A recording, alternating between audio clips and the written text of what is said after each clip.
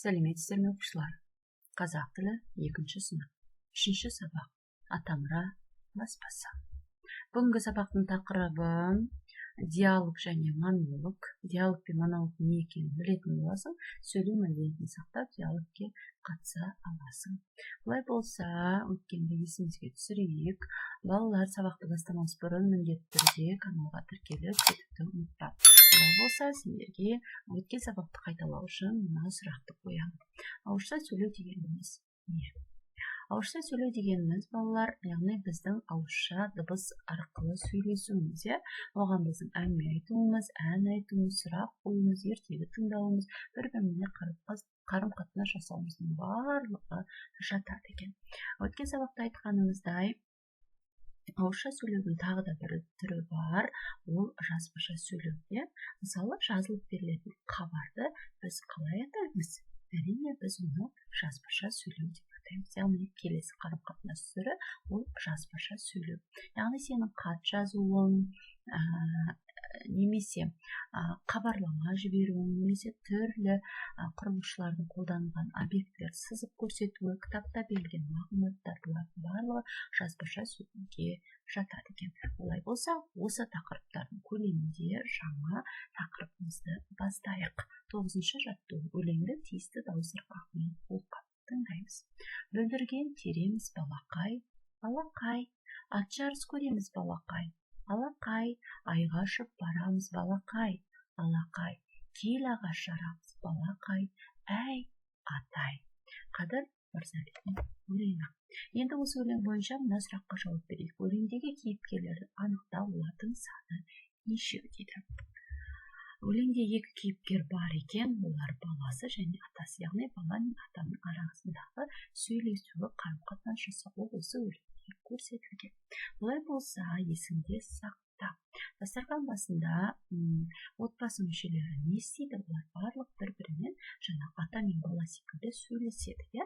Яғни біз екі немесе одан да көп адамның сөйлесуін диалог деп атаймыз. Бұл біздің жаңа тақырыбымыз. Есіңде сақта, мысалы сен өзің құрбыңмен немесе досыңмен телефон арқылы сөйлесетін болсаң, бұл да диалог. Немесе сабақтың үстінде бір-бірімен бір тақырыпты талқыласатын болсаң, бұл да диалог. Дастархан үстінде бәрімен бір-бірімен сөйлесу, бұл да диалогқа жатады. Келесі жаттығу 10-шы. Өлеңді түсініп оқу. Мен қазақ тілімін. Мен қазақтың тілімін, беретін көп білімін, достасатын сендермен жаңа пәннің бірімін.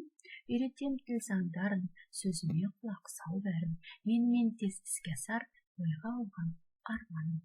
Оразақын Асқардың өлеңі. Енді бұл жаттығудағы өлеңді өткен бұған дейінгі айтқан 9-шы жаттығудағы өлеңмен салыстырайық, балалар.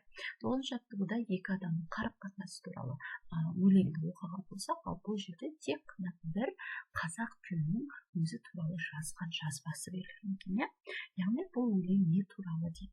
Бұл өлең балалар қазақ тілі туралы екен. Яғни қазақ тілі өзі туралы жазып айтып отыр. Ондай болса, осы өлең жұмағының негізінде қорытынды жасайық, есте сақтайық. Мына жерде адам не істеп тұр? Адам өзінің ой пікірін жеткізіп тұр, немесе ол адам өзінің ой пікірін жазып көрсетуде және кітап арқылы да оның айтқан ойын біз біле аламыз. Яғни әр адам өзінің ойын жазбатыр, немесе сен өзің кітаптан оқып білетін болсаң, өзіне немесе тыңдаушыға қаратып айтқан бір ғана адамның сөйлеуі ол деп аталады. Жалғыз адам сөйлесетін болса, біз оны монолог деп атаймыз. Мына жерде адамның не істеп тұрған сендерге түсінікті болған шығар. Ол жалғыз өзінің хабарламасын оқып, немесе өзін таныстырып тұр, біз монолог деп атаймыз.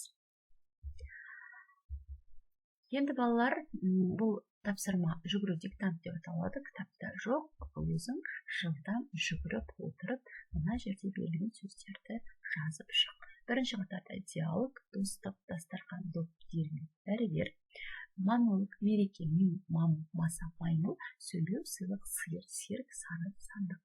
Жүгіру диктантының балаға деген пайдасы, сен сауаттылығыңды арттырасың, көру қабілетіңді одан да әрі жоғарылатасың. Сондықтан жүгіру диктантын міндетті түрде сабақта бос уақытта сабақта орындап жүруді ұмытпа.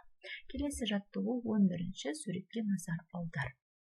Суретте орындықпен үстелдің сөйлесуі берілген екен, яғни бұл бізде диалог па әлде монолог па, балалар? Жаттығуды орындамай тұрып ойланып көрейікші. Менің қызметім күшті. Адамдар үстімде ас ішеді, жазу жазады, деді үстел. Мен болмасам, жаныма адам жоламас еді, деді орындық. Әділ Балтаның жазған шығармасынан түсіндірген.